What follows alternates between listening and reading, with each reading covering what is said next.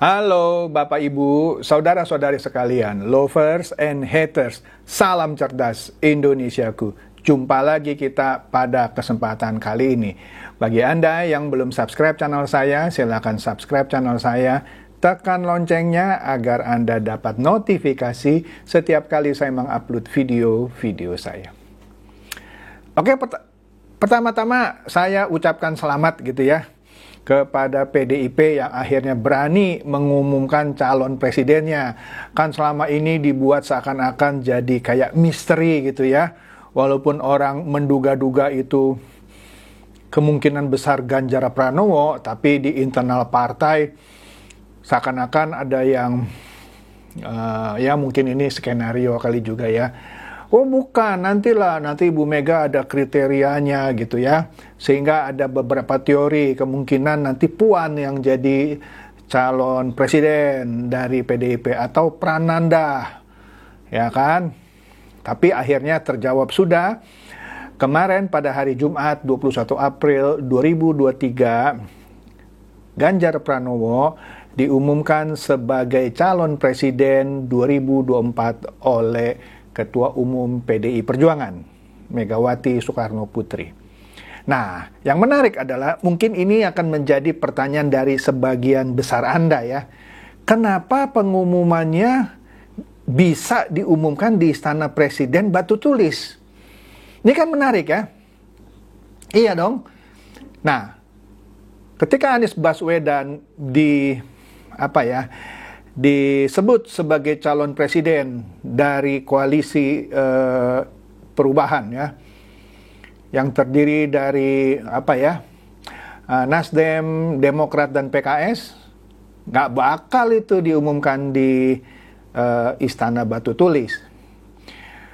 Pak Prabowo yang walaupun secara resmi belum diumumkan tapi sepertinya akanlah, atau mungkin sudah ya saya lupa, oleh partainya Gerindra sebagai capres, tentu tidak diumumkan di Istana Batu Tulis. Tapi kenapa Ganjar Pranowo bisa diumumkan oleh Ibu Megawati di Istana Presiden Bogor Batu Tulis?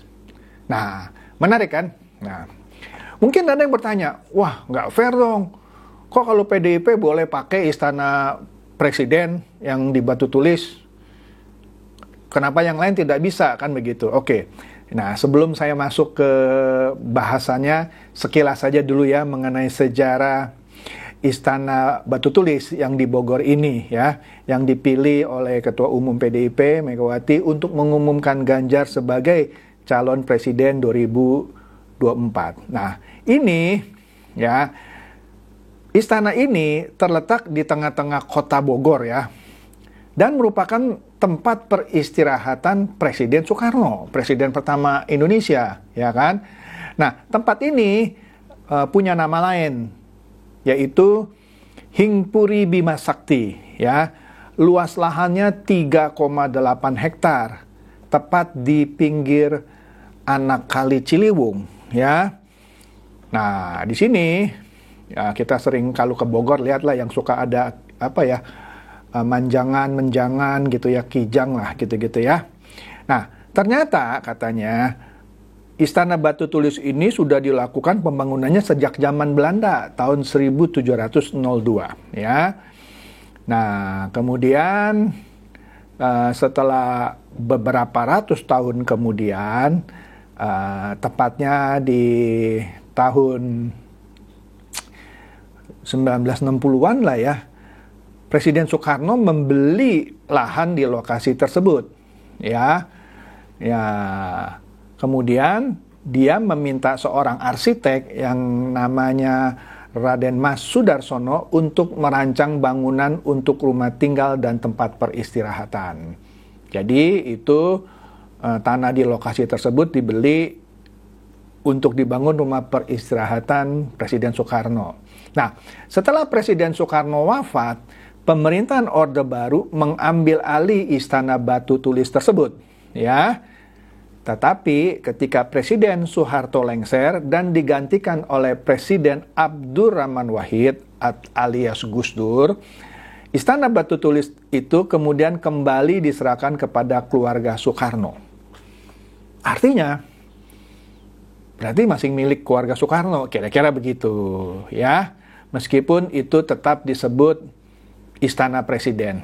Nah, Istana Batu Tulis ini sebenarnya sudah sering digunakan oleh Megawati Soekarno Putri untuk mengambil keputusan politik.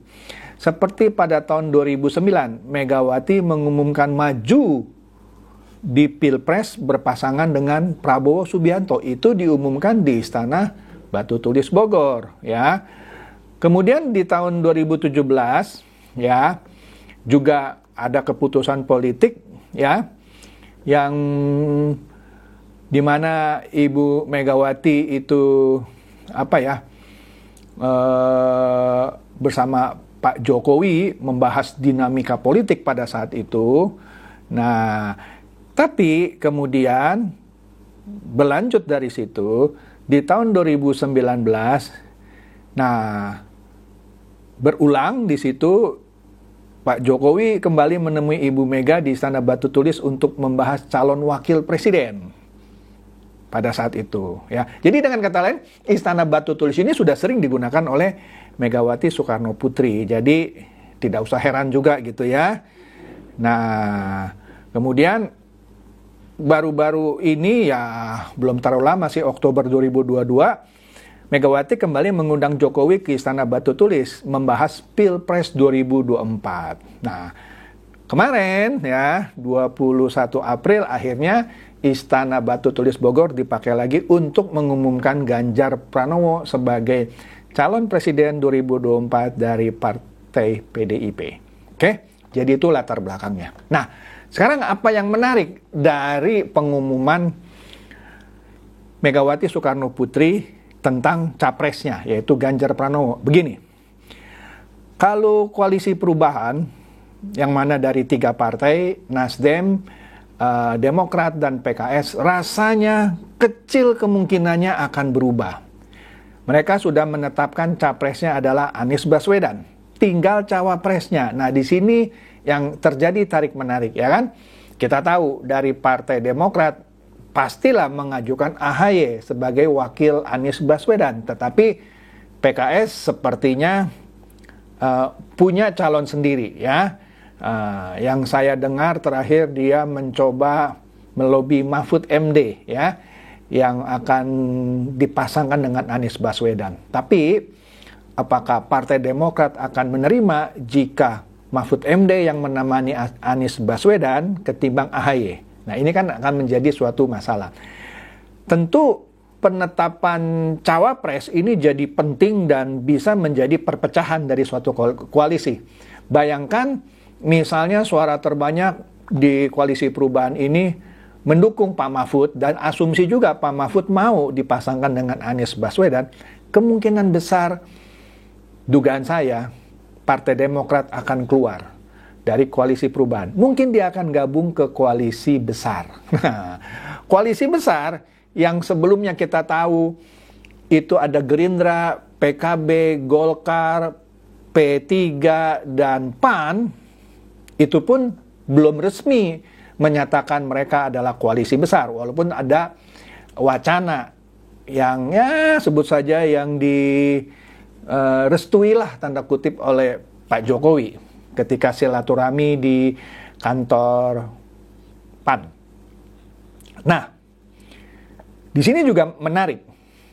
PDIP sebelumnya kan bilang mau ikut bergabung, tapi ada ya pimpinan siapalah, lupa saya namanya, yang bilang syaratnya kalau PDIP masuk, capres harus dari PDIP.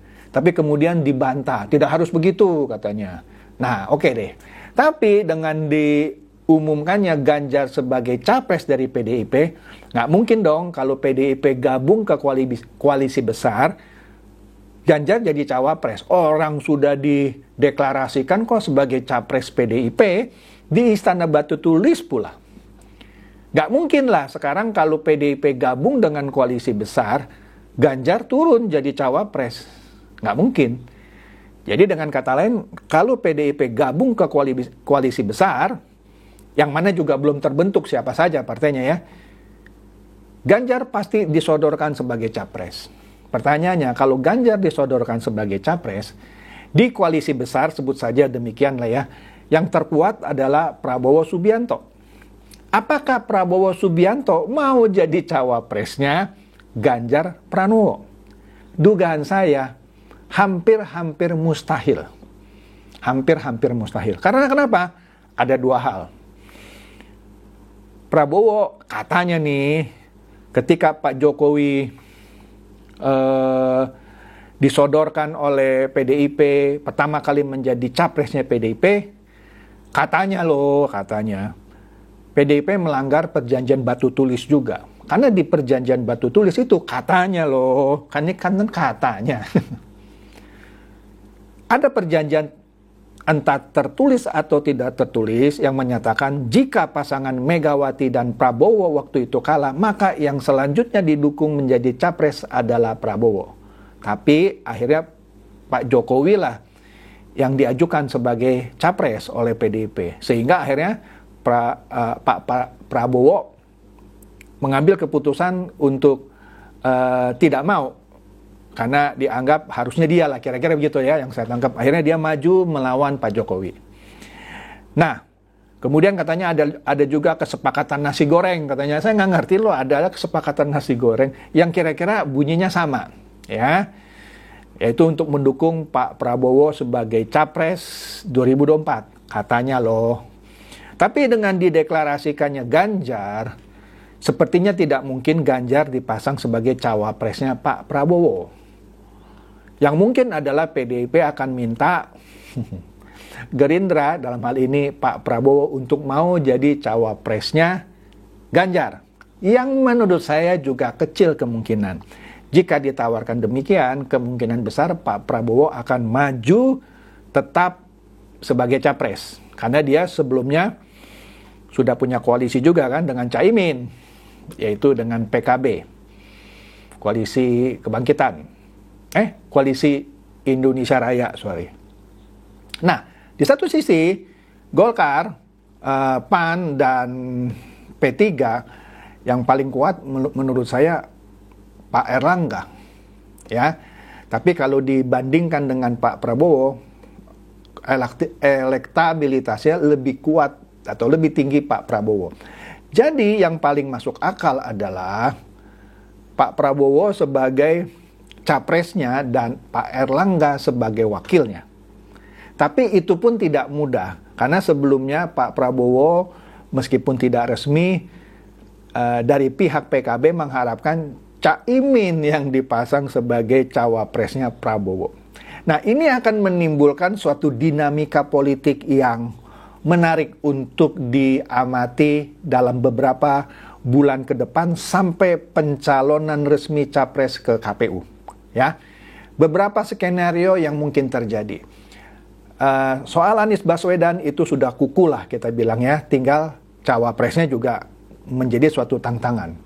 Nah, di koalisi besar, bisa saja ketika PDIP mau masuk dan Pak Prabowo tetap mau jadi cawapres, maka ada kemungkinan PDIP akan memilih atau mencoba menarik beberapa partai dari 5 partai ini, kecuali Gerindra. Ini menurut keyakinan saya ya. Bisa saja dia pinang itu PAN, dia pinang juga P3, kemudian dikompromikan siapa cawapresnya. Ya kan? Kemudian Gerindra tetap bersama PKB, mungkin tetap bersama Golkar kalau Golkar tidak ditarik sama PDIP. Nah, inilah suatu negosiasi politik yang akan seru ya. Kita akan lihat dalam beberapa bulan ke depan sampai diumumkannya calon definitif capres dan cawapres dari masing-masing koalisi ya. Jadi segala macam kemungkinan akan terjadi dan ini akan sangat menarik untuk dicermati. Oke? Dan juga jangan lupa memang ada survei juga dari lembaga survei apa itu kalau saya nggak salah dengar SMRC ya. Yang mengatakan katanya elektabilitas Pak Ganjar mulai naik. Tapi tetap ada beberapa survei yang tetap menyatakan Prabowo sekarang yang paling unggul. Nah, apapun itu akan menjadi hal yang menarik. ya. Jadi disinilah perlunya kecerdasan bermain catur di dalam politik dan bernegosiasi dalam menentukan pasangan. Karena biasanya kalau partai yang tidak dapat jatah cawapres, nanti mungkin didiskusikan, kamu nanti saya kasih menteri ini, menteri itu sudah rahasia umum, ya. Jadi tergantung pinter-pinter masing-masing koalisi ini merumuskan atau istilahnya bagi-bagi kekuasaan, ya. Itulah Indonesia Raya. Jadi demikian saja bahasan saya mencermati keputusan PDIP yang akhirnya mencalonkan Ganjar Pranowo sebagai calon presiden dari partainya. Demikian, semoga ini mencerdaskan dan mencerahkan Anda semua. Silakan share video saya ini kepada teman-teman, sahabat, atau kerabat supaya mereka tambah cerdas dan tercerahkan. Seperti biasa, terima kasih.